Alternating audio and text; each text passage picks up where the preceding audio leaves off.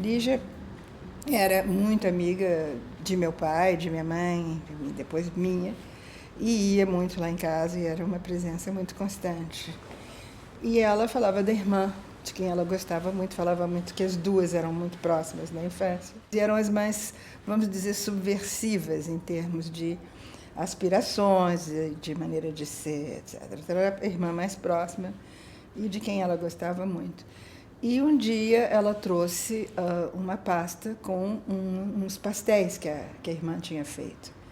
E eu comentei já na nossa conversa prévia que eu até hoje lembro de um desses trabalhos, que era um pastel, era uma natureza morta, que tinha um fundo, as cores eram muito fortes, tinha frutas e tinha uma leiteira pintada, e era uma coisa de uma grande força.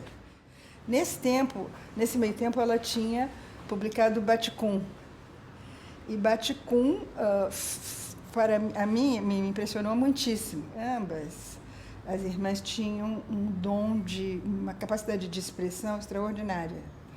Elas se exprimiam com muita elegância, de uma forma muito própria, muito especial e com muita graça, um senso de humor muito marcante, às vezes um pouco malicioso, um pouco, enfim, como todo senso de humor, mas com muita graça. E esse livro foi um livro escrito numa linguagem própria, uma linguagem muito livre, e eu não diria que era um livro experimental, porque eu acho que essa literatura experimental é muito dirigida, ela é uma literatura, obviamente, com muita intenção. E a dela eu acho que era uma expressão espontânea. E me fez lembrar um outro texto que sempre me marcou nesse sentido, muito anterior, de Antônio Fraga, que escreveu um livro chamado Desabrigo, que era todo numa linguagem de gíria de um determinado submundo carioca da época. Portanto, você não entendia muito as histórias, porque era todo contado de uma forma sustentada, do começo ao fim, nesse tipo de linguagem. Esse livro sofreu um desaparecimento durante anos, depois acho que houve uma reedição. Mas esses dois livros, Baticum e esse livro, me impressionaram de uma mesma forma, como expressões muito únicas em nossa literatura e muito subversivas e revolucionárias. Havia sempre pessoas interessantes na casa. E ela também, vários artistas e artistas jovens que moravam em Paris.